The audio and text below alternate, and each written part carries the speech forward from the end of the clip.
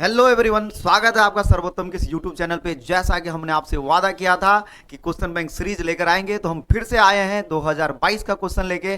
पहले भी question discussion हो चुके हैं, 2023 का क्वेश्चन मैंने डिस्कस करा दिया है और 2022 का पार्ट 1 आ गया है। अगर आप नहीं देखे हैं तो जाइए देखिए, बहुत सारे बच्चों का प्यार मिल रहा है। आपके प्यार के लिए आपका बहुत बहुत बहुत शुक्रिया, है ना। इसी तरीके से आप लोग भी मेहनत करते रहिए और हम आपके लिए लगातार वीडियो लेते आएंगे। बाकी सभी टीचर सर्वोत्तम की प्लेटफॉर्म पे आके आपसे जुड़े हैं और मैथ, एसएसटी, साइंस सबका वीडियोज बारी बारी से आ रहा है। सारी वीडियोज को बारी बारी से देखिए और एग्जाम को एकदम क्रैक करिए, अच्छे से एग्जाम दीजिए, कोई दिक्कत वाली बात नहीं है। आपका टीचर आपके साथ है। तो आइए शुरू करते हैं आज की इस वीडियो में, जिसमें हम बात करने वाले हैं 2022 के पार्ट 2, यानी कि 40 क्वेश्चन हमने पार्ट 1 में डिस्कस किया था और आज जो 40 क्वेश्चन डिस्कस करेंगे, है ना, बहुत ही मजेदार तरीके से करने वाले हैं। और ध्यान से सुनिए, अभी जो वीडियो आने वाला, वीडियो को पूरा देखना है, अंत तक देखिए। जो ही अरे भैया जो टिक गया है ना, जो अंत तक टिक गया उसके नंबर आने फिक्स हैं।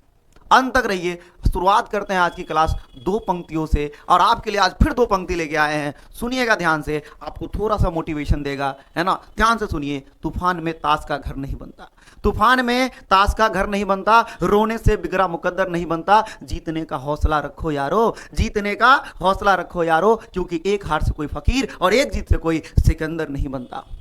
तो आइए जीतने की बात करेंगे, हारने की बात नहीं करते हैं। लगातार जीतते आए हैं और आज भी जीतते आएंगे। और जितने भी बच्चे हमारे ऑफलाइन के, हमको अच्छे से जानते हैं कि सर्वोत्तम किस प्लेटफॉर्म पे या सर्वोत्तम कोचिंग इंस्टीट्यूट में हम लोग कई सालों से पढ़ा रहे हैं, ठीक है। और ऑनलाइन आए हैं आप लोगों के लिए, ताकि आपका क्वेश्चन बैंक पूरा एकदम समराइज कर दे, पूरे कंसेप्ट को क्लियर कर दें। और इतने जबरदस्त तरीके से कर रहे हैं भाई साहब, मजा आ जाएगा, है ना। अगर आपको मजा आता है तो सेशन को कर दीजिए लाइक और फटाफट कर दीजिए शेयर। और चलिए वीडियो में आगे बढ़ते हैं।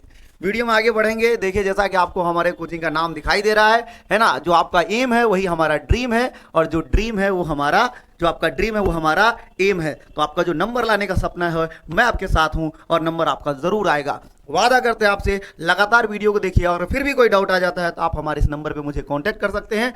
हमारा जो ब्रांच है वो महेंद्रू पोस्ट ऑफिस में है, महेंद्रू पोस्ट ऑफिस पटना, ये हमारा लोकेशन है। ऑफलाइन ब्रांचेज में आके भी आप कनेक्ट हो सकते हैं। और जैसा कि ये जो क्वेश्चन बैंक सीरीज है, ऑफलाइन बैचेज में 3000 में एडमिशन हुआ करता था, लेकिन हम लोगों ने उसको क्या कर दिया, फ्री कर दिया। ऑनलाइन भी फ्री रहेगा, ऑफलाइन भी फ्री रहेगा। जाइए यूट्यूब पे बारी बारी से सारी वीडियो देखिए, प्लेलिस्ट भी बन चुका है। इसके अलावा, है ना, पुराने डिस्कशन देखिए, मजा आ जाएगा। 40 क्वेश्चन देख लीजिए 2022 का।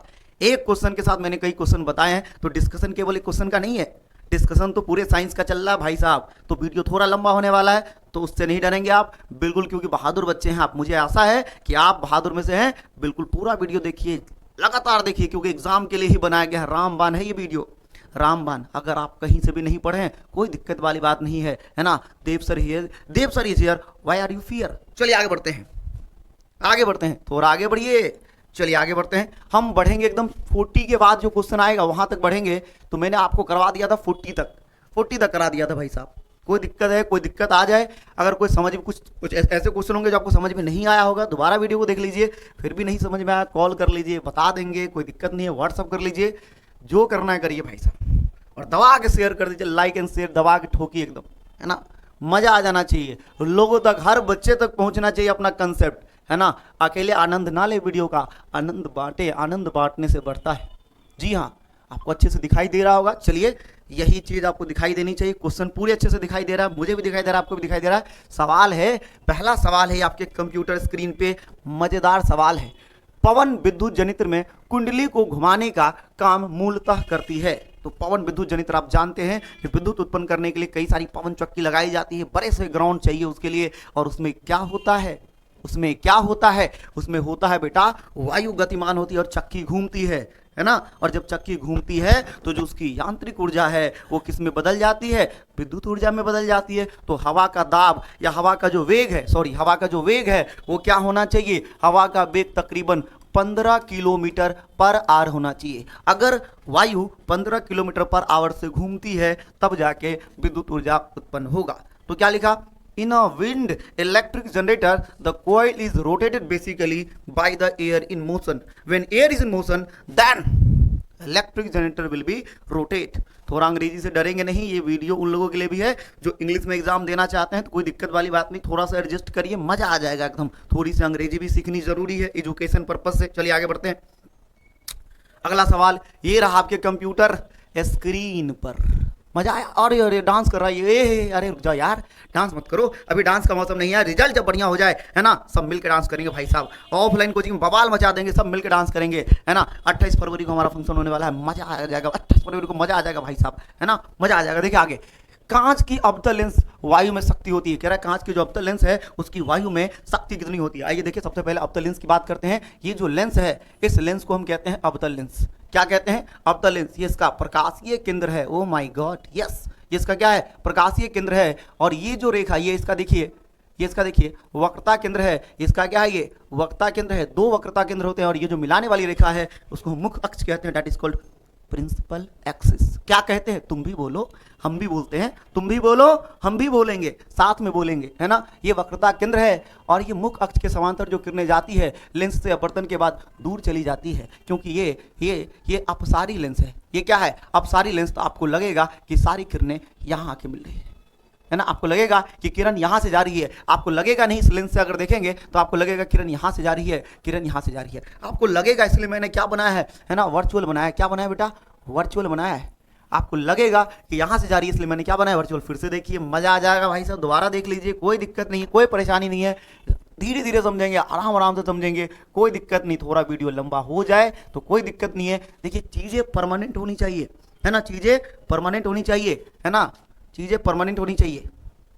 चलिए आगे देखते हैं। ये हमारा प्रकाशीय केंद्र है, C1 बोलते हैं, इसको क्या बोल देंगे? C2 बोलेंगे। और जब प्रकाश किरण मुख्य अक्ष के समांतर जाती है ना, समांतर जाएगी तो आपको लगेगा ये किरण यहाँ से जा रही है, और ये जो बिंदु है मुख्य अक्ष पर, है ना, इसको फोकस कहते हैं। क्या कहते हैं? फोकस। अब मुझे बताइए, इसका फोकस किधर है? इसका फोकस इधर है। अगर फोकस इधर है तो फोकस नेगेटिव होगा। आप जानते हैं साइन कन्वेंशन यानी कि चिन्ह परिपाटी का नियम जानते हैं कि अगर ये जो प्रकाशीय केंद्र है उसको मूल बिंदु मानते हैं, और मूल बिंदु से बाईं दूरी क्या है? मूल बिंदु से बाईं ओर की दूरी क्या कहलाती है? ऋणात्मक कहलाती है। आपसे पावर पूछा है, ये लेंस मैंने हवा में ही रखा है और इसमें पावर तेल में नहीं डुबाया है, तेल में नहीं डुबाया है ना, भावनाओं में नहीं डुबाएंगे, तेल में नहीं डुबाएंगे, हवा में रखा गया है। तो पावर क्या होगा? 1/f in metre. अगर ये पावर देखे ध्यान से, अगर फोकस दूरी निगेटिव है, फोकस दूरी निगेटिव है तो पावर भी क्या होगा? निगेटिव होगा ना, पावर भी क्या होगा? निगेटिव होगा ना। फोकस दूरी निगेटिव, निगेटिव ऊपर चला जाएगा 1/f, और 1/f को क्या कहते हैं? पावर बोलेंगे। तो यहाँ जो पावर होगा वो क्या हो जाएगा? -p बराबर 1/f हो जाएगा। यानी पावर क्या हो गया? निगेटिव। निगेटिव मतलब ऋणात्मक, नेगेटिव मतलब ऋणात्मक, नेगेटिव मतलब ऋणात्मक। चलो आगे आगे बढ़ते हैं। ये अगला सवाल कह रहा पावर क्या होगा? नेगेटिव होगा। चलिए आगे। निम्न में से कौन सा विद्युत का सुचालक है? अरे भैया, है ना, तुम किए हो नहीं एक्सपेरिमेंट? नहीं किए हो, करना चाहते हो हैं? अगर भगवान से मिलने का शौक है तो एक्सपेरिमेंट कर सकते हैं। ये जो एक्सपेरिमेंट है, ग्रेफाइट, जितने भी अधातु होते हैं, क्या कहा? सुनिए, अधातु, क्या कहा? जितने भी अधातु होते हैं वो विद्युत के कुचालक होते हैं। कुचालक जानते हो? जो विद्युत का चालन नहीं करती है, नहीं सुनता है विद्युत की बात, कुचालक कहते हैं। लेकिन जितने भी अधातु होते हैं वो कुचालक होते हैं। लेकिन एक अधातु ऐसा है जिसका नाम ग्रेफाइट है, पेंसिल में भी देखने को मिलती है। दोनों तरफ पेंसिल छील दिया गया। आपके किताब में एक एक्सपेरिमेंट दिया है कि दोनों तरफ पेंसिल को छील लिया गया, उसको बैटरी से जब कनेक्ट करते हैं तो बल्ब जलने लगता है। अगर तुमने वही पेंसिल अपने बोर्ड के सॉकेट में लगा दिया तो तुम्हारा बल्ब भी क्या होने लगेगा? जलने लगेगा।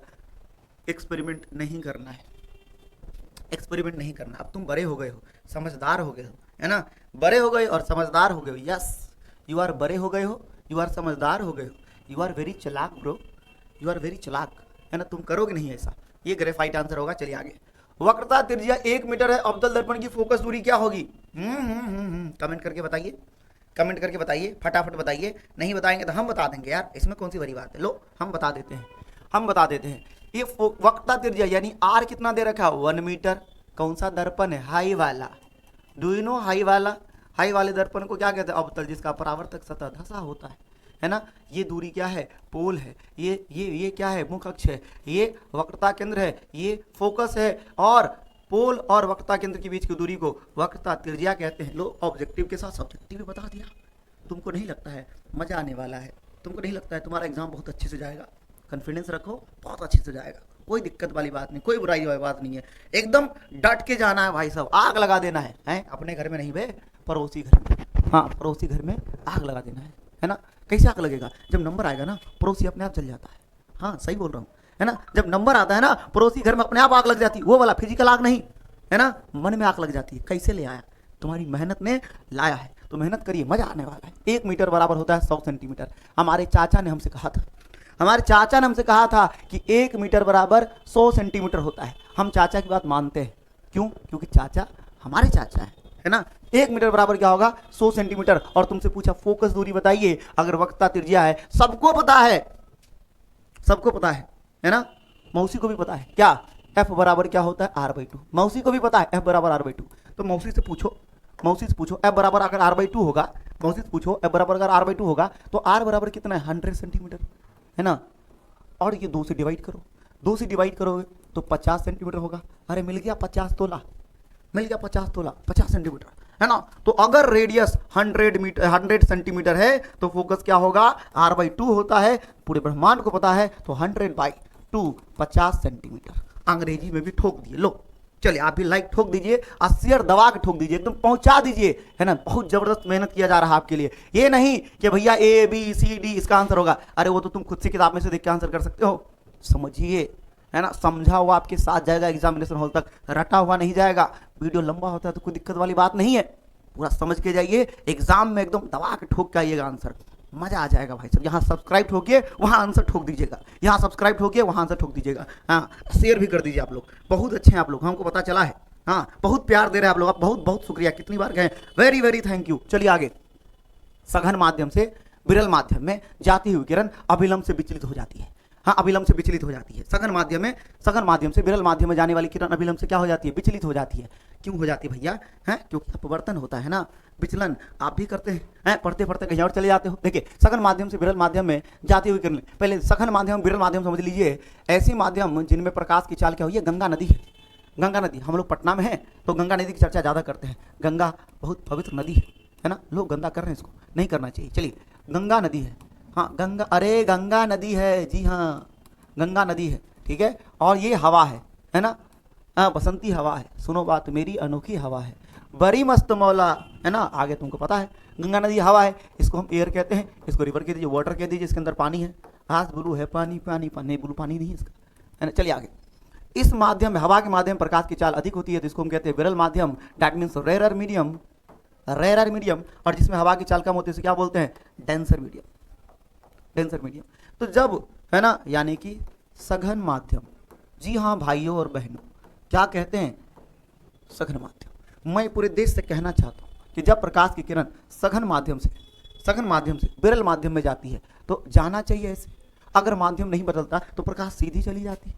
हाँ प्रकाश सीधी चली जाती है। हमारे मामा का नाम है ना, जब उनको कोई रास्ते में नहीं मिलता वो सीधे अपने चले जाते, एक रास्ते मिल गया मुड़ गए, हाँ चलिए हमारे घर पे चाय पी लीजिएगा, ऐसा हो गया उनके साथ। चलिए तो प्रकाश ये देखो सीधे जा रही है, सीधे जाएगी। तो जब प्रकाश सघन माध्यम से विरल माध्यम में जाती है तो अपने पथ से क्या हो जाती है? विचलित हो जाती है। तो कह रहा है क्या होगा, है ना, अभिलंब से दूर जाएगा, अभिलंब से नजदीक आएगी, या फिर अभिलंब के साथ संपाती होगी, या इनमें से कोई नहीं होगा। आपको पता है जब प्रकाश सघन माध्यम से विरल माध्यम में जाता है, या जो किरण है वो सघन माध्यम से विरल माध्यम में जाती है तो अभिलंब से दूर, ये अभिलंब है। अगर इधर आ गई तो पास चली जाएगी, इधर आ गई तो दूर चली जाएगी। तो अभिलंब से क्या चली जाती है? दूर चली जाती है ना, दूर चली जाती है। वो भी तुमसे क्या चली गई? दूर चली गई, है ना। अभी फ्रॉम द नॉर्मल हो गई, अभी फ्रॉम द नॉर्मल, है ना, वो भी तुमसे क्या हो गई? दूर हो गई। वो मतलब अरे तुम समझ गए, हाँ वो मतलब समझ गए, वेरी गुड। अरे इतने समझदार हो ना तुम, वो मतलब समझ जाते हो, वो मतलब भी समझ जाते हो, मजा आ गया। आगे देखो, विद्युत धारा उत्पन्न करने की युक्ति है, विद्युत धारा उत्पन्न करने की युक्ति है। क्या है विद्युत धारा उत्पन्न करने की युक्ति? जनरेटर, अरे ओ जनरेटर वाले भैया चालू कर दो जनरेटर। जनरेटर का मतलब क्या? जनरेटर वह युक्ति है जो यांत्रिक ऊर्जा को, हाँ परिभाषा भी बता दिए, यांत्रिक ऊर्जा को, हाँ झकास, यांत्रिक ऊर्जा को विद्युत ऊर्जा में बदलती है। जी हाँ, यांत्रिक ऊर्जा को विद्युत ऊर्जा में बदलती है, दैट इज जनरेटर। क्या होगा? जनरेटर, वो डिवाइस जो इलेक्ट्रिसिटी प्रोड्यूस करती है, that is called generator. Generator, आ जाओ, तुम क्यों बुरा मान गए? ऊर्जा का पारंपरिक स्रोत क्या है? ऊर्जा का पारंपरिक जानते हो, है ना, प्रतिष्ठा, परंपरा, ये जो तुमने मूवी देखी होगी, है ना। चलो कोई बात नहीं। पारंपरिक मतलब जो बहुत पुराने जमाने से करता आ रहा है, जिसका यूज हम पुराने जमाने से करते आ रहे हैं, उसमें से ऊर्जा का स्रोत क्या, पवन ऊर्जा का स्रोत, पवन ऊर्जा का उपयोग करना आजकल हम लोग सीखे हैं क्योंकि पवन चक्की बनाते यूज करते हैं। सौर ऊर्जा, अरे भैया इसका तो अभी तक बहुत लोग उपयोग करना नहीं जानते, हमने अभी सोलर सेल बनाया है, पवन ऊर्जा का उपयोग या सौर ऊर्जा का उपयोग करते हैं। बायोगैस, इसका भी यूज आजकल किया जा रहा है, लेकिन पहले से हम लोग कोयला का यूज करते आए हैं, तो पहले से यूज करते हैं तो पारंपरिक स्रोत क्या होगा, कोल होगा। हमारे दादाजी भी कोयला का यूज किए थे, हमारे बाबूजी नहीं करते हैं। क्यों? हमारे बाबूजी मॉडर्न है, हमारे बाबूजी मॉडर्न है, कोयला का यूज नहीं करते। हमारे घर में गैस है, सबके घर में गैस होगा। क्यों? पहले कोयला था, अब गैस हो गया। तो हमारे दादाजी के जमाने में क्या था? कोयला। बाबूजी के जमाने में क्या आ गया? गैस। अब हमारे जमाने में गैस चलता है। चलिए आगे, है ना, आगे बढ़ते हैं। तो पारंपरिक स्रोत क्या है ना, ऊर्जा का पारंपरिक स्रोत। आ गया ना आंसर, कूल। जी हाँ, हाँ जी हाँ, मैं हूँ खलनायक। देखो आगे, कांच की एक समांतर पट्टिका पर श्वेत किरण तिरछी आपतित होती है। आहा, तिरछी, नजर तिरछी। निम्न में कौन प्रथम अपवर्तन के साथ घटित होती है? क्या होगा, है ना? ये देखिए ध्यान से, ये कांच की एक सिल्ली है, कांच का एक प्लेट है, कांच का एक प्लेट है ना, इसमें किरण क्या तिरछी आपतित हुई है, तिरछी टुचुक ऐसे करके। तो अगर ये हवा का माध्यम है, कांच है, ये कांच है, ये कांच है, ये हवा है, हवा है, तो अगर ये कांच नहीं आता तो हवा ऐसे सीधे सीधे सीधे सीधे सीधे सीधे चली जाती, किसी के बोलने से थोड़ी रुकेगी, है ना? हवा रुकता नहीं है, सीधे चली जाती है। और ये इसका क्या होगा, है ना, ये 70 से 90 डिग्री पे क्या होगा, अभिलंब, अभी अभी डाला है, नॉर्मल, ठीक है। तो ये क्या कह रहा है भैया, कांच की एक समांतर किरण पट्टिका से, है ना, पट्टिका पर श्वेत किरण तिरछी आपतित। तो ये श्वेत किरण है जो तिरछी आपतित हो रही है। निम्नलिखित में से कौन प्रथम अपवर्तन के साथ होगा? पहली बार जब अपवर्तन होगा, क्योंकि यहाँ 2 बार अपवर्तन होता है, क्योंकि यहाँ बेटा एक बार यहाँ होगा इस वाली सतह पे, एक बार होगा इस वाली सतह पे। तो पहली बार जो अपवर्तन होगा इस वाली सतह पे होगा, और उसके साथ क्या होगा, विचलन, विक्षेपण, परावर्तन, इनमें से सभी। बेटा जो प्रकाश है वो क्या होगा, ये विरल माध्यम है, ये सघन माध्यम है, तो अभिलंब की ओर क्या हो जाएगी, मुड़ जाएगी। अभिलंब की ओर क्या हो जाएगी, मुड़ जाएगी। तो ये मुझे बताओ, मुड़ा है, क्या हुआ है, मुड़ा है। तो मुझे बताओ, मुड़ा है तो क्या होगा, है ना, मुड़ा है तो क्या होगा, मुड़ा है तो क्या होगा, है ना, मुड़ गया। तो ये कहलाएगा विक्षेपण। क्या कहलाएगा? विचलन, सॉरी विक्षेपण, ये विचलन डेविएशन, ये कहलाएगा विचलन, यानी कि डेल्टा, हाँ delta. Do you know delta कितना मुड़ी है, है ना, जाना चाहिए ऐसे। ओ हो, फिर से देख लो, ब्लैक कलर से बनाए थे, व्हाइट हो गया, काला हो गया, है ना, काला हो गया, कोई बात नहीं, काला से बनाते हैं। यहाँ से किरण आई, ठीक है, यहाँ से किरण आई, है ना, ये अभी लंब है ना, जाना चाहिए ऐसे, लेकिन ऐसे गई है, ऐसे गई है, इतना मुड़ के गई है ना, तो क्या हुआ, विचलन हुआ ना। अरे क्या हुआ, विचलन हुआ, डेविएशन हुआ, आंसर होगा डेविएशन। अरे बतिया लो हमसे भी थोड़ा। चल आगे, हमारे घरों में जो विद्युत की आपूर्ति की जाती है वो है क्या भैया, 220 वोल्ट दिष्ट धारा, 12 वोल्ट। अरे 12 वोल्ट से कुछ नहीं होने वाला साहब, है ना, 12 वोल्ट से क्या होगा, 220 वाला आंसर होगा। ये तो पहले काट दो, हैं, मार देंगे मुकवा। ये आंसर दिया तो एग्जामिनर पागला है जी, एग्जामिनर पागला है। तुमको भी पागल बना रहा है। 12 वोल्ट है, बहुत फेमस है ना 12 वोल्ट, इसलिए, है ना। एग्जामिनर तुमको पागल बना रहा है, तुम पागल बनना नहीं, पागल बना देना। तुम बहुत प्रतिभावान व्यक्ति हो, है ना, तुमको बेवकूफ बनाया जा रहा है, तुम बनोगे नहीं। 220 वोल्ट या तो दिष्ट या तो प्रति, दोनों में से कौन सा आंसर होगा, जल्दी बताओ, फटाफट बताओ, है ना। 220 वोल्ट जो है प्रत्यवर्ती धारा होगा। अरे ऐसी धारा जिसकी दिशा और मान दोनों बदल जाए, उसी को क्या कहते हैं, प्रत्यवर्ती धारा। और हमारे घरों में तो यही होता है, हमारे यहाँ यही आता है, तुम्हारे यहाँ भी यही आएगा, है ना। पूजा जी के यहाँ भी यही जाता है। हाँ, कौन है पूजा जी, नहीं पता, चलो नहीं पता, चलो आगे। तो सबके घरों में 220 वोल्ट जाती है और एसी जाती है, अल्टरनेट करने जाएगा। चलो, जस्ता की परमाणु संख्या कितनी होती है, बताया था ना, आपको बता दिया था, 21 से लेकर के 30 तक का परमाणु संख्या का ट्रिक। ये क्या होता है ना, जिंक आ गया 30 नंबर पे, जिंक आ गया 30, तो जिंक का एटॉमिक नंबर क्या होगा, 30 होगा। क्या होगा, 30। हाँ चलो 30 होगा, सब पता है तुमको, हाँ बस रिवीजन चल रहा मास्टर, है ना, सब पता तुमको, है ना। यही क्वेश्चन आ जाते हैं, रिपीट हो जाते हैं, हाँ बस ओके। कह रहा धोबिया सोडा का रासायनिक सूत्र क्या है, 2023 में भी बताया था। धोबिया सोडा धोने वाला, है ना, धोने वाला, तो जिसमें हाइड्रोजन नहीं होगा। देखो Na2CO3 10H2 है कहीं, और मिल गया, कोई मिल गया, आंसर मिल गया। अरे देखो, फिर तुमको बेवकूफ बना रहा है। हाँ, एग्जामिनर तुमको फिर बेवकूफ बना दिया, 7H2 लिख दिया, ये तो गलत है, ससुर की नाती, ये भी गलत है ना, ये भी गलत है। हाई सही है, हाई वाला, डू यू नो हाई वाला, हाँ दिस वाला इज सही, ओके, नाउ मूव अहेड, है ना। Chemical formula of washing soda Na2CO3 10H2 bro. हाँ, निम्न में से कौन सा प्रबल क्षारक है? बता दो तुम ही बता दो, तुम कितने अच्छे हो हमको पता है, तुम बता दोगे, कमेंट में बताओ। हाँ कमेंट बताओ, फटाफट बताओ, जल्दी बताओ। बता दिए, चलो आगे। निम्न में से कौन सा प्रबल क्षारक है? प्रबल क्षारक है मजबूत वाला, मजबूत वाला पूछे हो ना, हाई लो, सबसे मजबूत यही है ना। देखो लिथियम हाइड्रोक्साइड ये भी मजबूत है, पोटेशियम हाइड्रोक्साइड ये भी मजबूत है ना, सोडियम हाइड्रोक्साइड ये भी मजबूत है ना। अरे भैया क्लास 10th में यही सब एग्जाम्पल आते हैं, मजा आया कि नहीं? यही एग्जाम्पल आते हैं, कौन सा मजबूत है, यही एग्जाम्पल आते हैं। मजा आया कि नहीं? मजा आया तो मुस्कुरा दीजिए, है ना। अभी आपको लग रहा होगा वीडियो बहुत लंबा हो रहा है, देखिए ध्यान से, है ना। जब एग्जाम में जाइएगा मुस्कुराइएगा, है ना। क्या ये तो सारे क्वेश्चन आते हैं मुझे, सब टिक करके आओगे तुम, सब टिक करके आओगे। हाँ हाँ हाँ हाँ राजा जी एकदम वेरी गुड। हेमाटाइट निम्नलिखित में किसका अयस्क है? अयस्क क्या होता है? जिसमें धातु प्रचुर मात्रा में पाए जाते हैं उसे हम अयस्क कहते हैं। जी हाँ, मैं पूरे देश से कहना चाहता हूं कि जिसमें धातु प्रचुर मात्रा में पाई जाती है उसे हम क्या कहते हैं? अयस्क कहते हैं। और हेमाटाइट, ये जो हेमाटाइट है वो आयरन का अयस्क है, लोहा का अयस्क है। फटाफट आगे बढ़िए, आप मुझे कमेंट करके हेमाटाइट का फॉर्मूला बताइएगा। आप मुझे कमेंट करके क्या बताइएगा? हेमाटाइट का फॉर्मूला। थोड़ा काम मैं आपको दे रहा हूं, थोड़ा रिसर्च करिए, उसके चक्कर में आप थोड़ा बहुत तो पढ़ोगे। चलो मैं चाहूं तो बता सकता हूं, लेकिन आप कमेंट करके बताइए। देखते हैं कितने लोग पढ़ने वाले हैं, देखते हैं कितने लोग पढ़ने वाले हैं और बताते हैं कि नहीं, बताते हैं कि नहीं। चलिए, अरे हेमाटाइट किसका ओर है? अरे आयरन का ओर है। कितनी बार बताओ? सल्फाइड ओर, यानी सल्फाइड अयस्क के सांद्रण के लिए निम्नलिखित में से किस विधि का प्रयोग किया जाता है? सांद्रण क्या होता है पता है? अयस्कों का सांद्रण क्या होता है पता है? देखिए, जो अयस्क होते हैं उसमें कई सारी अशुद्धियां पाई जाती हैं। उन अशुद्धियों को अलग करने के लिए जिस विधि का प्रयोग किया जाता है उसे हम अयस्कों का सांद्रण कहते हैं। इनमें से कई सारी विधि होती है, जैसे देखिए हाथ से चुनना, द्रवण विधि, निस्तापन विधि। और आपसे पूछा है, क्या पूछा है ना, कि सल्फाइड अयस्क, ये बहुत फेमस क्वेश्चन है, बहुत फेमस है। हाँ तुम्हारी तरफ फेमस है, हाँ बहुत फेमस है ना। अयस्कों के सांद्रण के लिए कौन सी विधि अपनाई जाती है? तो फेन उत्प्लावन विधि, फोर्थ फ्लोटेशन प्रोसेस, फेन उत्प्लावन विधि। लगा दिया आंसर, लगा दिया, ये भी हो गया आंसर।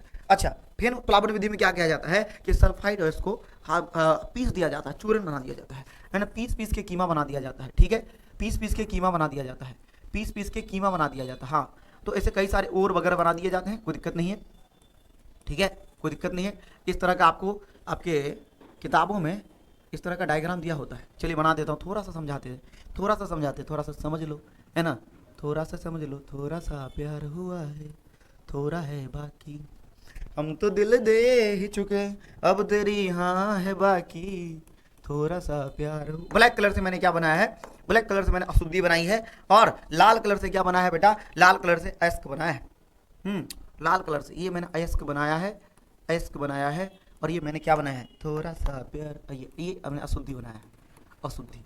ये दोनों को पीस कर क्या किया जाता है? एक विलयन तैयार कर लिया जाता है। और इसमें क्या करते हैं? थोड़ा बहुत तेल मिला देते हैं, यूकेलिप्टस का तेल वगैरह मिला दिया जाता है, ठीक है। और इसमें बहुत तेजी से हवा पास होती है, बहुत तेजी से हवा पास होती है। और तेल मिलाने के बाद जब हवा पास कराया जाता है तो झाग बनता है। क्या बनता है? झाग। जब झाग बनता है तो जो अयस्क और झाग है ये दोनों इस तरीके से, जो अयस्क में ये झाग जो है अयस्क को अपनी ऊपर उठा लेता है, और जो अशुद्धि है वो भारी होता है, नीचे पंदे में क्या होता है? जमा हो जाता है। फिर इस झाग को बाहर क्या कर लिया जाता है? अलग कर दिया जाता है। और एक पेट्री डिश होती है, इसमें झाग है ना और अयस्क होते हैं, और इसमें थोड़ा सा एसिड मिला दिया जाता है। एसिड मतलब अम्ल, अम्ल मतलब अम्ल, ठीक है, अम्ल मिला दिया जाता है। और फिर यहाँ से अयस्क को क्या किया जाता है? अलग कर दिया जाता है। अयस्क अपने आप क्या हो जाते हैं? अलग हो जाते हैं। तो अयस्क से गैंग क्या हो गया? अलग हो गया। अयस्क से अशुद्धि क्या हो गया? अलग हो गया। एक सवाल भी है कि अयस्कों में है ना जो अशुद्ध पदार्थ पाए जाते हैं उसे क्या कहते हैं? गैंग कहते हैं। आप भी तो हमारा गैंग हो, नहीं सॉरी आप अशुद्ध नहीं, अशुद्ध, सॉरी सॉरी सॉरी, वो वाला गैंग नहीं है, ये दूसरा गैंग है, वो वाला गैंग है, वो दूसरा गैंग है ना। हम तो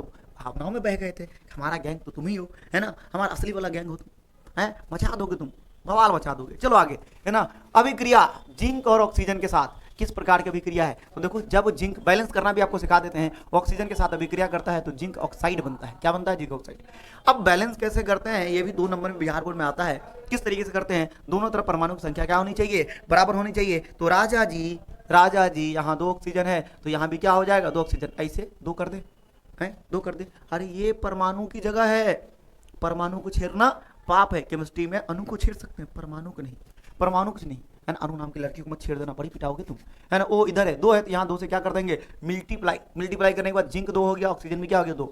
अब इधर जिंक 2 हो गया तो इधर भी क्या करना पड़ेगा? 2 करना पड़ेगा। देखो टुचुक से बैलेंस हो गया, है ना। अब जिंक में ऑक्सीजन जुड़ा है कि नहीं जुड़ा है, और ऑक्सीजन का जुड़ना उपचयन कहलाता है, डेट इज कॉल्ड ऑक्सीडेशन कहलाता है। इसका पूरा एक्सप्लेनेशन 2023 में भी कराया, जाकर देख लीजिए, जाके देखिए तो सही, अरे देखो तो सही, चाचा इज हेयर फॉर यू, आप देखिए तो सही। ग्लूकोज का ये भी 2023 में आ गया था। ग्लूकोज का आणविक सूत्र क्या होता है, कार्बन 6 होते हैं, हाइड्रोजन 12 होता है और ऑक्सीजन 6 होते हैं। बताइए मुझे क्या होगा, आप मुझे बताइए, कार्बन कहाँ 6 है, अरे केमिस्ट्री में सारी चीजें देखती है, 6 बाबा, ये 12, ये ऑक्सीजन 6, चल चल फटाफट, ये मच्छर सवाल है, मच्छर ये मच्छर सवाल है ना, ये मच्छर सवाल है, पीस दो इसका, कीमा बना दो, हाँ मच्छर सवाल है, लिख दीजिए सवाल को मच्छर, लिख दीजिए कमेंट में मच्छर, मच्छर लिख दीजिए, हाँ मच्छर, अरे लिख दो मच्छर, मच्छर ही सवाल था, हाँ मच्छर ही सवाल था।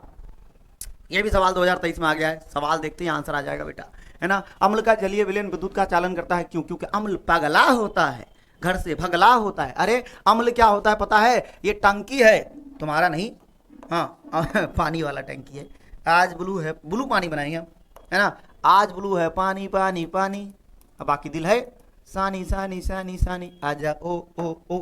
चलो भैया अब ज़्यादा नहीं गाएंगे, बहुत गा लिए। इसमें हम मिलाते हैं अम्ल, जब अम्ल मिलाते हैं ना, जैसे मान लो हमने HCl मिला दिया, क्या मिला दिया, HCl, तो H प्लस और Cl माइनस में क्या होगा, टूट गया। तो आपको पता है कि ऐसा पदार्थ जिनका जलीय विलयन, ऐसा पदार्थ जिनका जलीय विलयन जानते हो, अरे वो विलयन जो जल में तैयार किया जाता है, ऐसा पदार्थ जिनका जलीय विलयन है ना आयन में टूट जाए, उससे वैद्युत अपघट्ट कहते हैं। पूछा जाता है, याद रखिएगा, वैद्युत अपघट्ट। तो ये जो अम्ल है वो वैद्युत, जितने भी अम्ल क्षार लवण है सब वैद्युत अपघट्ट होते हैं, हाँ अपघट्ट होते हैं। ग्लूकोज नहीं होता है, हाँ वो नहीं टूटता आयन में, पगला होता है वो भी, वो घर से पगला, वो तो वो संकल है, पगला नहीं संकल है, अपघट्ट, ये टूट जाए वो पगला है, हाँ टूट गया, वैद्युत अपघट्ट कहते हैं। और ये वैद्युत आयन में जब टूटता है तो यही आयन क्या करती है, आयन ही विद्युत का चालन करती है। किसी चालक में विद्युत का चालन इलेक्ट्रॉन करता है, कौन सा इलेक्ट्रॉन, मुक्त इलेक्ट्रॉन, और किसी वैद्युत अपघट्ट में विद्युत का चालन आयन करता है, तो आयन विद्युत का चालन करता है, विद्युत का चालन करता है। चालन वाला एक नहीं दिख रहा है, कलुआ वाला देखो, आयनित होता है इसलिए करता है। चलिए आयनाइज हो जाता है ना, आयनाइज हो जाता है। चलिए आयनाइज, ये वाला ऑप्शन हाई वाला देख रहे हो, आयनाइज इन वाटर, आयनाइज मतलब आयन में टूटना, हाँ आयन में टूटना। लिथियम के बाह्यतम सेल में कितने इलेक्ट्रॉन पाए जाते हैं बता दूंगा, अगर आपको वीडियो में मजा आ रहा है ना, तो ये मजा भाई पूरे हिंदुस्तान को दीजिए, है ना, भेज दीजिए सबको एकदम, थोड़ा सा मेहनत करिए आप, आपके लिए पूरी मेहनत करके आए हैं, पूरा एकदम जबरदस्त तरीके से तैयारी करवाने वाले हैं। पूरा क्वेश्चन बैंक सीरीज देखिए, मजा आ जाएगा आपको, है ना। जब एग्जाम में जाइएगा तो कहोगे बिहार बोर्ड से पूछो क्या पूछे चाहत हो, सब बता देंगे, सब आता है हमको, बिल्कुल बिल्कुल। लिथियम के बाह्यतम सेल में कितने इलेक्ट्रॉन विद्यमान होते हैं, सबसे पहले लिथियम के पास इलेक्ट्रॉन कितने हैं, लिथियम के पास 3 गो इलेक्ट्रॉन है, क्या गो, 3 गो। आपको पता है कक्षा K होता है, कक्षा L होता है, कक्षा M होता है, कक्षा N होता है। अब देखिए इसमें कक्षा K में 2 इलेक्ट्रॉन आ सकते हैं, कक्षा L में 8 इलेक्ट्रॉन आ सकते हैं, लेकिन इसके पास कितना है, 3, 2 भर दिया तो L में कितने आ गए, 2। ये तो बाह्यतम कक्षा होगा ही नहीं, बाह्यतम कक्षा L हो गया। तो आपसे पूछा L में कितने इलेक्ट्रॉन है, ए गो, क्या गो, ए गो, क्या गो, ए गो, 1 प्लीज। चले आगे, कह रहा आवर्त सारणी में, आवर्त सारणी ये शून्य समूह को समूह का तत्व है। अरे भैया कितनी बार बताएं, ये तो हीना नीना वाला सवाल आ गया, हीना नीना वाला सवाल आ गया, देखो है ना, हीना नीना और करीना जिंदा रहे, किसके लिए, मेरे लिए। तुम्हारे लिए क्यों रहेगी भाई, तुम्हारा उम्र नहीं हुआ है ना, हाँ हमारा तो ब्याह का उम्र हो गया है। चलो तो हीलियम क्या हो जाएगा, इसका आंसर हो जाएगा, हीलियम इसका आंसर हो जाएगा। 0 ग्रुप में आता है, क्योंकि क्यों आता है, क्यों बोलते 0 ग्रुप, क्योंकि वैलेंसी क्या है, 0, केमिकली क्या होते हैं, इनर्ट होते, अक्रिय होते, किसी से अभिक्रिया नहीं करते, है ना, इसलिए क्योंकि मेरे लिए जिंदा है ना, किसी से अभिक्रिया नहीं करते, और किसी से अभिक्रिया नहीं करेंगे तो बोलेंगे अक्रिय, और इसकी वैलेंसी क्या हो जाएगी, क्योंकि वैलेंसी क्या हो जाएगी, 0, तो इसकी वैलेंसी 0 होती है, इसलिए कहा जाता है इसको 0 ग्रुप। चलिए 0 group, 0 group, group 0, 0 group, group 0, helium, neon, argon, krypton. चलिए कह रहा निम्न में से सर्वाधिक विद्युत ऋणात्मक कौन है। देखिए विद्युत धनात्मक क्या होता है, विद्युत ऋणात्मक क्या होता है, इलेक्ट्रॉन पाए जाने, यानी कि जो अधातु होते हैं जैसे इलेक्ट्रॉन लेने की चाहत होती है, और जो धातु होते हैं वो इलेक्ट्रॉन देना चाहते हैं, तो सबसे विद्युत ऋणात्मक अधातु होगा, अधातु।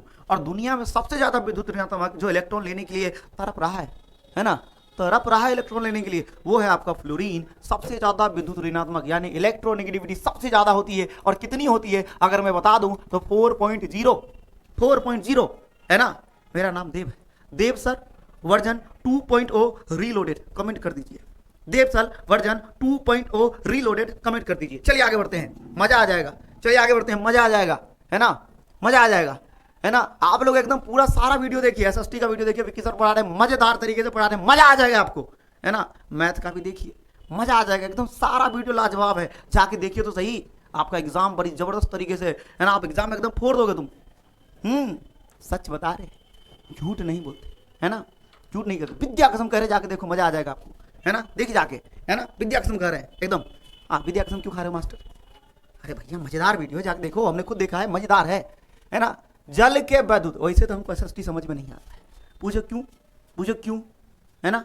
अजीब अजीब घटना हो जाती है भाई, अजीब अजीब घटना। चलिए, हमारा विज्ञान बहुत अच्छा है, अरे भैया सारे सब्जेक्ट अच्छे होते हैं, इंटरेस्ट आपका होना चाहिए। जल के वैद्युत अपघटन में कैथोड पर कौन सी गैस मुक्त होती है? सबसे पहले जल का वैद्युत अपघटन होता कैसे है ये तो जान लो, बता दे। चलो तुम मुस्कुरा दे तो हम बता देते हैं, चलो मुस्कुरा दो, फटाफट मुस्कुरा दो, है ना। ये देखो बैटरी होती है, ठीक है, बैटरी होती है ना, बैटरी में ये पॉजिटिव टर्मिनल होता है और ये नेगेटिव टर्मिनल होता है।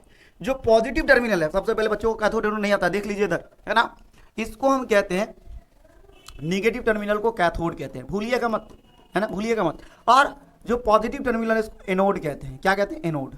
इसको क्या किया जाता है ना, क्या किया जाता है ना, ये टंकी है, पानी की टंकी है ना, इसमें ब्लू पानी है, आज ब्लू है, पानी का कोई कलर होता नहीं है, लेकिन हम लोग गाना सुन सुन के ब्लू पानी बनाने लगे।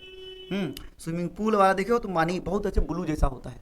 इसमें क्या करते हैं, दो धातु की छड़ लगा देते हैं, है ना, इसको हम इलेक्ट्रोड कहते हैं, लगा दिया जाता है, और इसको क्या करते हैं, हम बैटरिया से जोड़ देते हैं। हाँ, वही बैटरिया जो पीके में लेके गया था वो दूसरे गोले पे, वही बैटरिया जोड़ दिया। कम से कम बैटरी 12 वोल्ट की होनी चाहिए, है ना, तब जाके आपको वैद्युत, ये जल ये क्या है, जल के वैद्युत अपघटन की प्रक्रिया दिखाई देगी। वैद्युत मतलब इलेक्ट्रिसिटी होता है, और अपघटन का मतलब टूटना होता है। जब हम जल में इलेक्ट्रिसिटी पास कराते हैं, देखिए जल जो है ना, शुद्ध जल विद्युत धारा का चालन नहीं करती, इसमें थोड़ा बहुत नमक मिला देते हैं या फिर थोड़ा बहुत वैद्युत अपघट मिला देते हैं, ताकि आयन बन जाए, और आयन बनेगा तो विद्युत का चालन होगा। जैसे कि पुराना सवाल भी आया था, मजा आ जाएगा, देखिए आगे। तो यहाँ से विद्युत का क्या होने लगेगा, चालन होने लगेगा, और पानी टूटने लगेगा। पानी टूटता है ना तो हाइड्रोजन में टूटता है और ऑक्सीजन में टूटता है ना। पानी जब टूटता है तो H+ में, है ना, पानी जब टूटता है तो H+ में टूटता है और OH- में टूटता है, इस तरीके से, है ना। सॉरी, पानी जब टूटता है तो हाइड्रोजन अलग हो जाएगा और ऑक्सीजन गैस अलग हो जाएगा। ये जो हाइड्रोजन गैस है, ये जो हाइड्रोजन गैस है वो कहाँ जाएगा बेटा, वो जाएगा कैथोड पर, वो जाएगा कैथोड पर। हाइड्रोजन गैस कहाँ जाएगा, कैथोड पर। और ऑक्सीजन गैस जो है ना वो जाएगा एनोड पर। वो कहाँ जाएगा, एनोड पर। तो ऑक्सीजन गैस कहाँ जाएगा, एनोड पर। पूछा क्या था, पूछा क्या था कि कैथोड पर कौन सी गैस मुक्त होगी, कैथोड पर कौन सी गैस मुक्त होगी। लो कहाँ गया हाइड्रोजन, ये लो, ये लो, मार दिए, टिक मार दिए। जय हो, बल्ले बल्ले, तुम भी कर दो, जय हो, है ना। हमारे शरीर का पीएच कितना है, 2023 में नहीं पूछा था ये सवाल, पूछा था कि नहीं, तुम बताओ, वीडियो देखे कि नहीं, जाके देखो। चलो ये सवाल देखो, ये मजेदार है, आंसर आ गया, फटाफट आ गया, 7 से 8। अरे हमारे शरीर का जो पीएच होता है न्यूट्रल होता है। अब एक 2-3 सवाल यहीं बता देते हैं, देखिए, है ना। अगर अम्ल होगा, अगर अम्ल होगा, एक स्केल बनाइए, एक अम्ल होगा तो ये पीएच 7 है। अगर 7 से कम है, 7 से कम है तो वो पदार्थ क्या होगा, अम्लीय। हाँ, कसम से बोल रहे हैं, अम्लीय होगा। यहाँ होगा अधिक, 7 से अधिक तो वो क्या होगा, क्षारीय होगा। जी हाँ, क्षारीय, ठीक है, क्षारीय। और अगर 7 होगा तो उदासीन होगा, उदासीन। तो हमारे बॉडी का पीएच लगभग उदासीन ही होता है, लगभग बोले हैं, मुरमुरा दीजिए, लगभग अप्रोक्सीमेटली 7 से 8, 7 से 7.8, है ना, उदासीन के करीब ही करीब है, ये आंसर होगा। ठीक। चलिए आगे, आगे चलिए, आगे चलिए। ओहो, सवाल भाग तो नहीं गया, भाग गया, हाँ ये है, निम्न में से कौन से यौगिक, निम्नलिखित में से यौगिकों में कौन अम्ल है। अरे अम्ल वही है ना, अभी आर्हेनियस को फोन लगाते हैं, अभी आर्हेनियस को फोन लगा, वही डेफिनेशन, पहला ऐसा बंदा जिन्होंने अम्ल का डेफिनेशन दिया था, उन्हीं को फोन लगाते हैं। हाँ, उन्हीं को फोन लगाते हैं, लगा ही देते हैं फोन। चलो लगा देते फोन, लगा दिए। हाँ बताइए, अरे आर्हेनियस जी, हाँ अम्ल का परिभाषा बताए थे ना, बताइए फिर से। अच्छा क्या बोल रहे हैं, हाँ अम्ल वही जिसमें हाइड्रोजन पाया जाता है ना, जिसमें विस्थाप हाइड्रोजन पाया जाता है। अरे भाई साहब, आर्हेनियस जी एकदम जिंदा है क्या, अरे तो निपट गए थे, तो फोन किसको लगाए, है ना, डायरेक्ट ऊपर फोन लगाया, आर्हेनियस जी को एकदम फोन लगाया गया।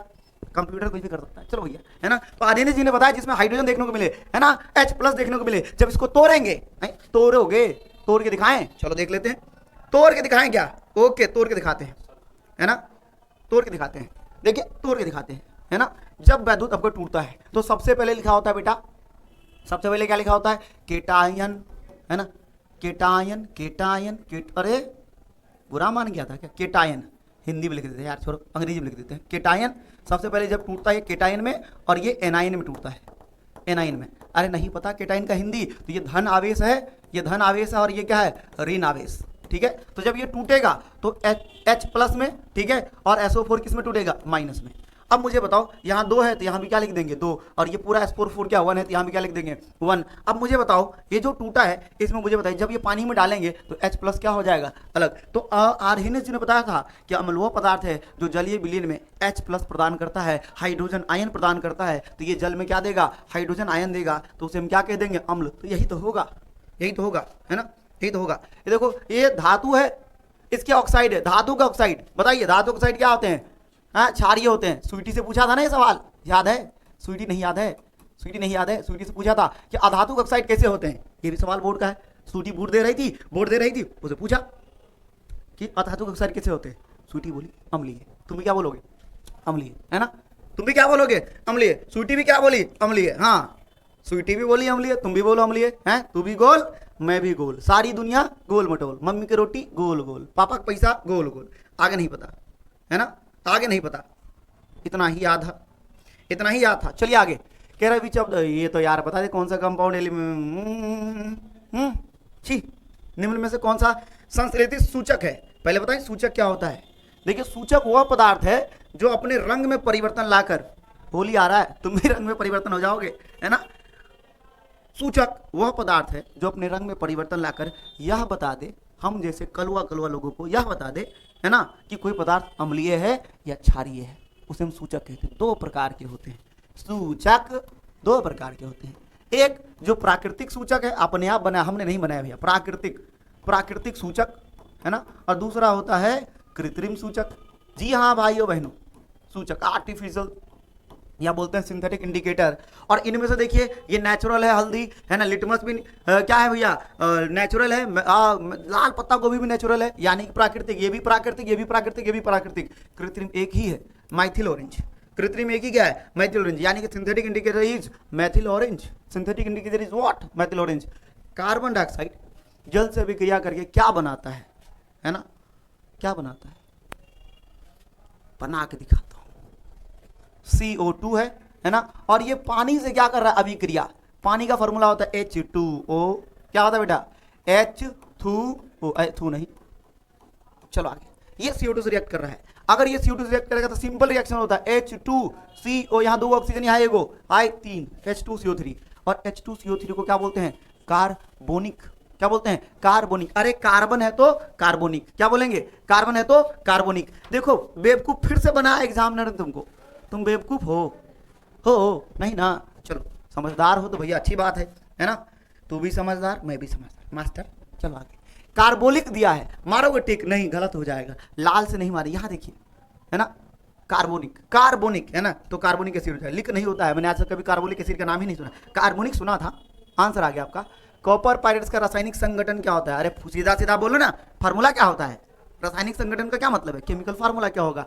केमिकल फार्मूला होता है कॉपर पायरेट्स का, कॉपर का यस्क है CuFeS2, CuFeS2। ये कॉपर पायरेट्स, इसमें भर भर के कॉपर होता है, ये कॉपर के अयस्क है। कहाँ मिला ये आंसर, कहाँ मिला ये आंसर, ओहो CuFeS2 कहाँ मिला, अरे वाह, अरे वाह, ब्लैक कलर से नहीं दिख रहा है, लाल से मारो, है ना, लाल से मारो। चलो ठीक है, आंसर मिला ना, आंसर मिला ना, मजा आया ना, ठीक है, भूलना मत बस। ये देखो कह रहा प्रकृति में मुक्त अवस्था में पाई जाने वाली धातु, इस दुनिया में कोई मुक्त है जी, हाँ तुम भी मुक्त है ना। इनमें से क्या मुक्त अवस्था में पाई जाने वाली धातु, सोना, है ना। अरे वो सोना नहीं जो तुम कहते हो फोन पे सोना, वो वाला सोना नहीं है ये गोल्ड जो पीली सी होती है, औरतों को पसंद होता है, इसका सिंबल AU। कैसे याद रखोगे, तो औरत को ही गोल्ड पसंद है ना। 2 चीजें होती है, जो औरतें होती है ना उनको गोल्ड बड़ा पसंद है, उनके लिए गोल्ड एक ही चीज है, एक पीली सी वस्तु गोल्ड है ना। कहा जाए कि पति आपके लिए क्या है, तो सिल्वर, पति क्या है, सिल्वर, गोल्ड नहीं हो सकता। गोल्ड तो बस एक ही चीज है उसके लिए, है ना, जो पीली सी होती है, सिल्वर हो सकता है। इसलिए पति को क्या बुलाया जाता है, AG, क्योंकि पति क्या है, सिल्वर, पति क्या है, सिल्वर। और ये सिल्वर का सिंबल भी होता है, याद करवा दिया ना, याद करवा दिया ना, याद करवा दिया ना, फटाफट लाइक कर दो, याद करवा दिया ना, लाइक कर दो। नहीं करोगे, कंजूस हो तुम, कंजूस हो तुम, हाँ मास्टर हम कंजूस हैं, नहीं करेंगे लाइक, मत करो, चलो आगे, है ना, पढ़ लो लेकिन चलो आगे। निम्नलिखित में से कौन सी धातु सबसे अधिक अभिक्रियाशील है, सबसे अधिक रिएक्टिव कौन सा है? अरे रिएक्टिविटी सीरीज ही बता देते हैं, केदार, नाथ, का, मामा, आलू, जरा, फीका, पकाता, हाई, एक तरफ हो गया। ये हाइड्रोजन से ऊपर वाले हैं, सबसे अधिक अभिक्रियाशील होगा। हाइड्रोजन से नीचे वाले सुनिए, कहे, हाँ जी, आरती अपने पति से, कहे, हाँ जी, आरती अपने पति से, है ना। तो मुझे बताओ क्या सबसे अधिक अभिक्रियाशील, तो सबसे अभिक्रियाशील पोटेशियम है। ऑप्शन देखते हैं, जिंक, ये जिंक, गोल्ड, सिल्वर और कॉपर, तो सबसे अधिक तो जिंक है, जिंक ऊपर है, हाँ जिंक आंसर हो गया, जिंक ऊपर। ये पूरा सीरीज ही याद कर लो, ट्रिक भी बता दिया और 2023 में भी बताया था, जाके देख लीजिए। किस अधातु के वाहितम कक्षा में इलेक्ट्रॉनों की संख्या, है ना, या किसी अधातु के वाहितम कक्षा में इलेक्ट्रॉनों की संख्या होती है, क्या होती है बेटा? आंसर देखो, बताओ, फटाफट बताओ, है ना। या तो 4 हो सकता है, जैसे कार्बन है, अधातु है, 4 हो सकता है, या तो 5 हो सकता है, या तो 6 हो सकता है, या तो 7 हो सकता है। तो वाहितम कक्षा में 4 5 6 7 हो सकता है, 4 5 6 7 हो सकता है, 4 5 6 7 हो सकता है, 8 भी हो सकता है भैया, क्योंकि जितने में अक्रिय गैस, ऑप्शन ही है ना, अक्रिय गैस में 8 होते हैं। चलिए आगे, एक सवाल ये है कि पीतल में निम्नलिखित में से, या पीतल निम्नलिखित में से किन की मिश्र धातु है? ऑप्शन पूरा नहीं बता देता हूँ। पीतल में होता है बेटा, पीतल में देखिए कॉपर, जिंक है, आयरन, निकल है, एक और ऑप्शन क्या, कॉपर, यार ये नहीं होगा, देखो मिल गया आंसर, है ना, ये नहीं होगा, बाकी दो नहीं है, ये है ना। कॉपर और जिंक को मिलाइए, पीतल बन जाएगा, कॉपर और जिंक को मिलाइए, क्या बन जाएगा? पीतल बन जाएगा, हाँ पीतल बन जाएगा। यूज किया तुम घर में बर्तनों के रूप में, पीतल के बर्तन बनाए जाते हैं, है ना। अंग्रेजी में ब्रास बोलते हैं पीतल को। कॉपर और जिंक का मिक्सर है, एलवाई का मतलब होता है मिक्सर, मिश्र धातु है। निम्नलिखित में से समावयवी है, सबसे पहले समावयवी क्या होता है ये भी समझ लीजिए, है ना। देखें, ऐसे कार्बनिक यौगिक, है ना, ऐसे कार्बनिक यौगिक जिनका अणुसूत्र समान हो, क्या समान हो? अणुसूत्र समान हो, मोलिकुलर फार्मूला सेम हो, अणुसूत्र समान हो, यानी कि मोलिकुलर फार्मूला सेम हो, तो ऐसे, है ना, ऐसे कार्बनिक यौगिक जिनका अणुसूत्र समान हो, ठीक है, और या तो संरचना या तो क्रियात्मक समूह क्या हो? अलग हो, उसे हम क्या कहते हैं? समावयवता कहते हैं। और ऐसे यौगिकों को समावयवी कहते हैं। आपने एक एग्जाम्पल से इसको समझते हैं। एक एग्जाम्पल है, पिता एक हो लेकिन पुत्र दो हो। एक पिता, उनके दो पुत्र है, एक का नाम रामू है, एक का नाम श्यामू है। रामू गोरा है, श्यामू काला है, तो पिता तो सेम है लेकिन पुत्र क्या है? अलग अलग। पुत्र क्या है? अलग अलग। फॉर्मूला तो सेम है लेकिन रासायनिक गुण क्या है? अलग अलग। अगर रासायनिक गुण अलग अलग है, फॉर्मूला सेम है, तो आप उसे क्या कहेंगे? समावयवी कहेंगे। तो सबसे पहले चेक करते हैं किनका फॉर्मूला सेम है। इसमें से जिसका फॉर्मूला सेम होगा वही क्या कहलाएगा? समावयवी। यहां देखिए, मेथिल अल्कोहल, इसका फॉर्मूला होता है CH3OH, CH3OH, डाई मिथाइल है, CH3, ईथर भी है, CH3OCH3, है ना, ये ईथर है। की बात करें और एल्डिहाइड की बात करें, इसका फॉर्मूला होगा C2H4O, इसका फॉर्मूला होगा C3H6O। बेटा इसका भी फॉर्मूला अलग, इसका भी फॉर्मूला अलग, ये दोनों नहीं है। क्या नहीं है? समावयवी नहीं है। ये दोनों को देखिए, ये दोनों भी समावयवी नहीं है। जिसका मोलिकुलर फॉर्मूला सेम होगा वही होगा समावयवी। एथिल अल्कोहल, है ना, यानी कि C2H5OH, ये क्या है? एथिल अल्कोहल है। डाई मिथाइल ईथर की बात करें तो मिथाइल इधर भी है, ऑक्सीजन है और इधर है, तो दो मिथाइल है तो क्या कहेंगे? डायामिथाइल। क्या कहेंगे? डायामिथाइल। मैथिल बोलिए, मिथाइल बोलिए, एक ही बात है। मिथाइल। ईथर, क्या बोलेंगे? ईथर। अब मुझे बताइए इसमें कितने कार्बन है? 2 कार्बन है, हाइड्रोजन 6 है, ऑक्सीजन 1 है। हाइड्रोजन 6 है, ऑक्सीजन 1 है।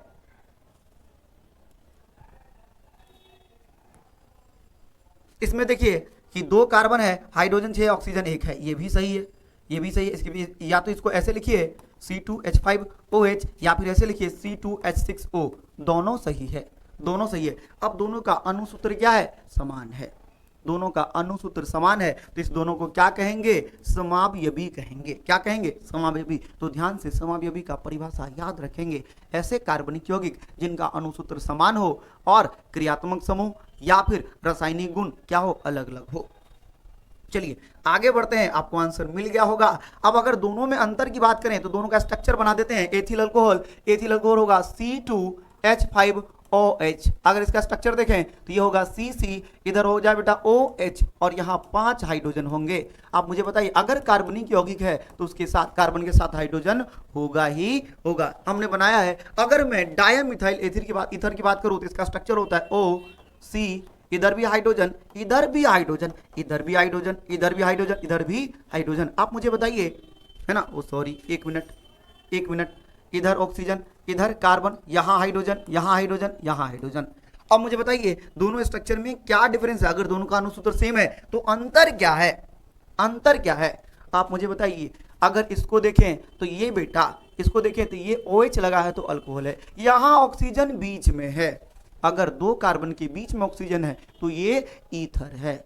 अरे ये तो चिंटू है और ये मिंटू है, या फिर कहें ये तो चुन्नू है, ये तो मुन्नू है, और ये रसगुल्ला है। और चुन्नू मुन्नू आपने सुना होगा, चुन्नू मुन्नू दोनों भाई, रसगुल्ले पे हुई लड़ाई, चुन्नू बोला मैं भी लूंगा, मुन्नू बोला कभी न दूंगा। इतने में मम्मी आई, दोनों को चपेट लगाई, आधा तू ले चुन्नू बेटा, आधा तू ले मुन्नू बेटा।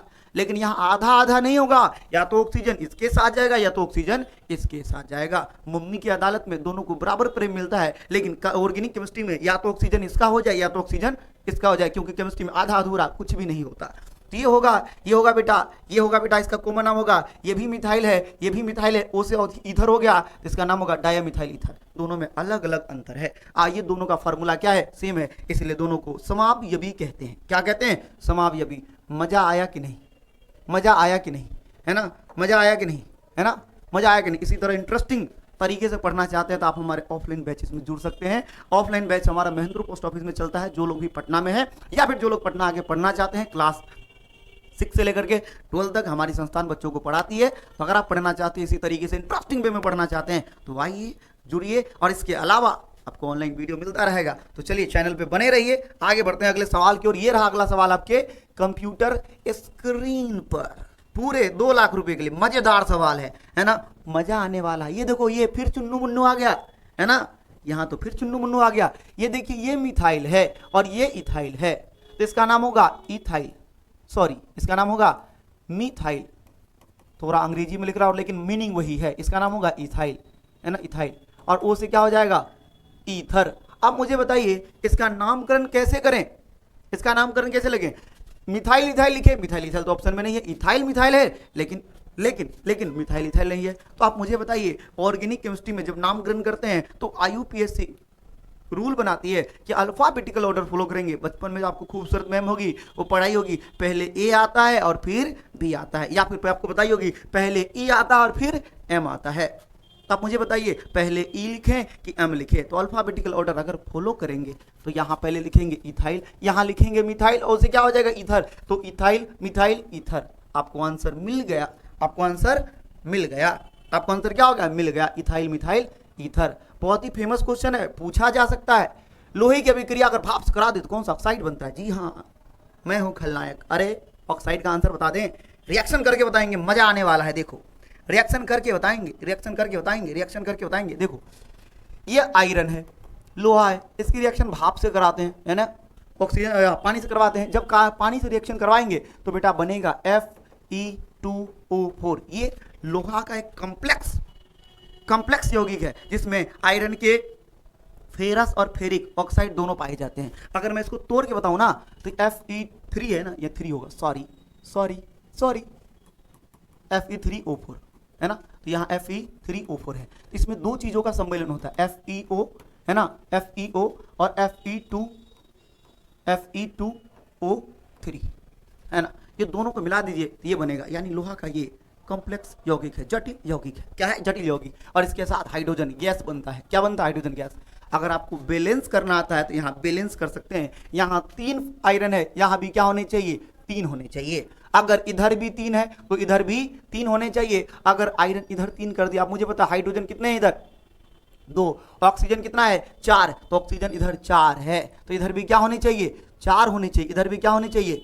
4 होने चाहिए। इधर भी आपको, है ना, ऑक्सीजन 4 होनी चाहिए। अगर ऑक्सीजन 4 हो गया, इधर भी 4, हाइड्रोजन कितने हो गए? 8। यहाँ 2 है, 4 से क्या कर देंगे? मल्टीप्लाई। तो कह रहा है, सवाल क्या कहा था? सवाल कह रहा है कौन सा यौगिक बनेगा? Fe3O4। ऑप्शन में देखो, फिर से बेवकूफ बनाया, है ना। आर यू बेवकूफ, यस और नॉट, कमेंट करके बताइए। नो, यस नहीं बोलना है, बेवकूफ तो आप है नहीं। आंसर बड़ी मजेदार तरीके से आ गया, एकदम दबा के एकदम नो कह दीजिए, दबा के नो कह दीजिए। चलिए आगे। हाँ चलो, बेवकूफ हो तो कमेंट नहीं करना, बेवकूफ नहीं तो कमेंट कर दो। भाई ये क्या बात हुआ, इमोशनल ब्लैकमेल कर रहे हैं सर कमेंट करने के लिए। अरे कर लो यार, क्या दिक्कत है। चलो आगे। इससे पता चलता है आप कितने एक्टिव हैं कि नहीं है, जिंदा हैं कि नहीं है। चलिए आगे। एक तत्व है जिसकी परमाणु संख्या 16 है और आवर्त सारणी में इसकी वर्ग की संख्या बताइए। दो तरीका से बता सकते हैं, लेकिन सिंपल तरीका बताएंगे, बहुत ही सिंपल तरीका। देखिए क्या है, ऑक्सीजन है। यानी कि अगर परमाणु संख्या 16 है, अगर परमाणु संख्या क्या है 16 है, तो मुझे बताइए 16 परमाणु संख्या किसका होता है? सल्फर का। किसका होता है? सल्फर का। और सल्फर कौन से मेंबर का सबसे कौन से वर्ग में आता है? ऑक्सीजन में। ओल्ड स्टाइल से टी पो, ये कौन सा वर्ग है? 16वां, वर्ग नंबर 16, वर्ग नंबर 16। तो परमाणु संख्या भी 16, वर्ग भी 16, है ना। ऑक्सीजन पूछता तो भी 16, सल्फर पूछता तो भी 16, टेलिनियम पोलिनियम, है ना, सेलेनियम टेलिनियम पोलिनियम पूछता तो भी 16। मस्त आ गया, मस्त आ गया आंसर। चलिए, मस्त तरीके से आंसर आ गया। अगला सवाल ये रहा आपके कंप्यूटर स्क्रीन पे। मजा आया? नहीं, नहीं आया ना, अब आएगा। आगे सवाल देखो, कह रहे इसमें से कौन सी धातु तनु तनु तनु हाइड सल्फ्यूरिक अम्ल के साथ अभिक्रिया नहीं करती है? कौन नहीं करती है? देखिए दुनिया में दो प्रकार के धातु होते हैं, है ना। या तो अभिक्रियाशील होंगे या तो अभिक्रियाशील नहीं होंगे। जो अभिक्रियाशील नहीं होते वो किसी से अभिक्रिया नहीं करते, चाहे अम्ल हो, पानी हो, दुनिया हदारी हो, जहान हो, कुछ भी हो, किसी से अभिक्रिया नहीं करते, बात तक नहीं करेंगे। और उनमें से आता है कॉपर। कॉपर बहुत ही कम अभिक्रियाशील होते हैं।